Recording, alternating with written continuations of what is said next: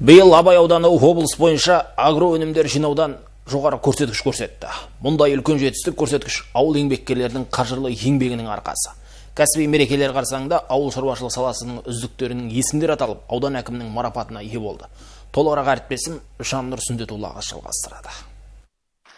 Ауыл еңбеккерлерінің еңбегі еленген күн. Олар аудан әкімінің алғыс хаттары, құрмет грамоталары мен сондай-ақ ауыл шаруашылық бизнесінің көшбасшысы, мінсіз еңбегі, адалдығы және кәсібилігі үшін сынды номинациялар бойынша марапатталды. Мінекей зейнетке шыққаннан кейін бұрыннан сол ауыл шаруашылығында жұмыс істегем. Колледж директоры болдым. Бәрібір қаншама мамандық дайындадық. Соның бәрі енді есте қалған. Бұрын сол вузда алған білімнің бәрін, сосын мынау енді практикада болды. Инженер болып жұмыс істедім.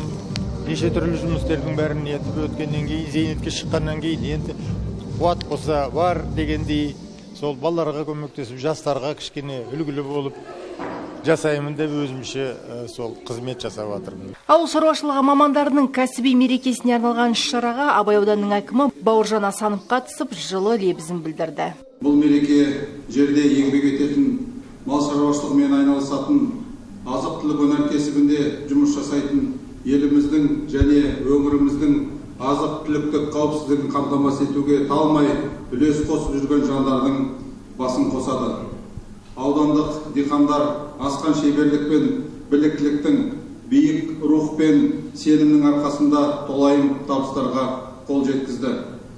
Көкөніс өндірушілер облыс халқын картоп және көкөністермен толық қамтамасыз ете отырып, ауыл шаруашылық маусымын абыроймен аяқтады. Павел Шевченко 32 жаста, юбилейный кентінің тұрғыны.